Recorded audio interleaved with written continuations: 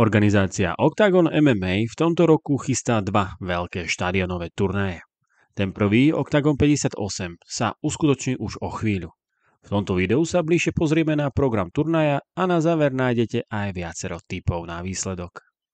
Začneme zápasom Kincl vs Peňaz, ktorý sa napokon neuskutoční a skúsim vám zhrnúť veľký zmätok okolo neho. Bol to zápas o titul v strednej váhe, ktorý drží Patrick Kincl. Lenže Kincl sa zranil a zápas padá. Do hry nastupuje náhradník Vlasto Čepo a netitulový zápas Čepo vs Peňaz. Peňaz chce ísť o dočasný titul a Čepo je tak mimo hru. Engiček odmieta, Asgam ho odmieta, Krištofič je po Survivori ešte z hry, hlási sa Zavada a Peňaz súhlasí. Octagon to ale zmieta zo stola. Peňaz urazene reaguje na Instagrame a chce skončiť v Octagone. Čepo sa opäť hlási o zápas kľudne o dočasný titul. Peňaz to ale ruší a telenovela zatiaľ končí. Teraz už poďme na zápasy, ktoré na Octagon 58 uvidíme. Turnaj otvorí rezervný zápas Tipsport Game Changer Pyramídy Korkmaz vs Amir Khani. Mr. Finland Amir Khani je UFC veterán, kde bojoval v 14 zápasoch. Favorit je ale Korkmaz, ktorý predvedol skvelý zápas s Paradiserom a len tesne padol na body.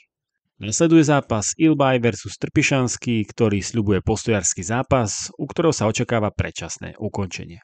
Welterová váha je momentálne bez šampióna, ale to sa má čoskoro zmeniť.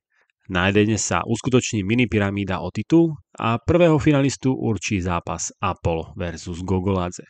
Apollo už raz o titul bojoval a v nádhernom zápase s Kozmom padol na body. Teraz uvidíme, či dostane šancu na odvetu. Potom nasleduje zápas Duk vs Machaev, čo je štvrťfinále pyramídy Tipsport Game Changer. Machaev sa po presvedčivej výhre nad Amir Khanim ukazuje ako favorit, ale váhová prevaha v zápase bude na strane Duka a bude zaujímavé sledovať, či to bude mať vplyv na výsledok. Potom nastúpi Miloš Petrášek, ktorý sa chce presunúť do strednej váhy. Melón sa vracia po viac ako rok a po dlhej pauze. Proti nemu nastúpi Poliak Vojčechovský, ktorý má síce v Octagone na konte zatiaľ jediný neúspešný zápas, ale jedná sa o veľmi náročného súpera, ktorý dokonca bojoval o titul v poľskej organizácii FEN. Prelims uzavrie druhé štvrťfinále Tipsport Game Changer.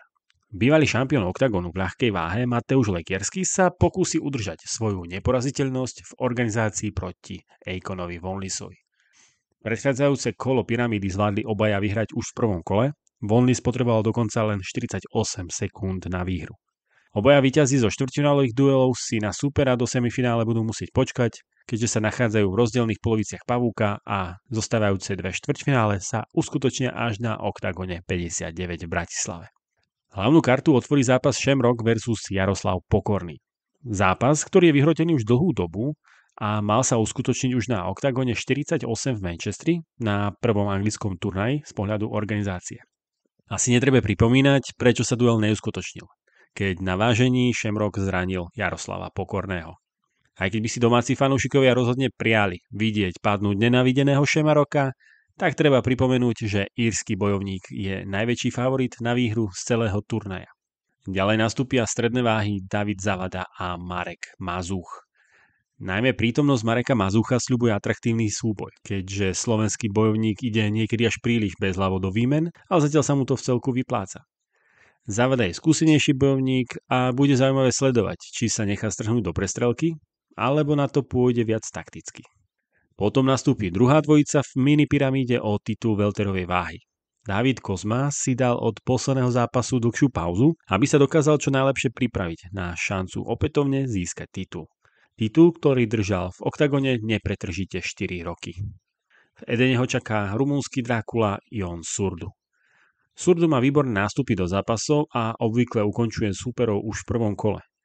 Kozma sa naopak prezentuje skvelou fyzickou pripravenosťou a čím bude zápas dlhší, tým bude stúpať šanca na výhru pre rúžového pantera. Vrcholom večera je súboj Carlos Terminator Vémola versus Attila Pumukli Vek.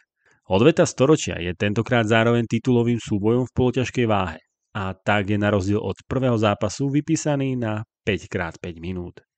Attila Vek nezápasil v MMA práve od prvého zápasu s Carlosom Vémolom na turnaji Octagon 15. Zápas storočia skončil vtedy po 127 sekundách tvrdým KO od Attilu. Carlos Vémola si odvetu žiadal celých 5 rokov a konečne dostáva šancu na reparát. Tentokrát zápas nemá favorita a očakáva sa vyrovnanejší priebeh, ako to bolo naposledy. Carlos Vemola v minulosti vyhlásil, že po tomto zápase ukončí kariéru, ale ja osobne to neočakávam. Zaujímavá situácia by nastala v prípade, že by opäť vyhral Attila. Získal by totiž titul, ale už dávnejšie oznámil, že už iný zápas v MMA ako s Carlosom neplánuje.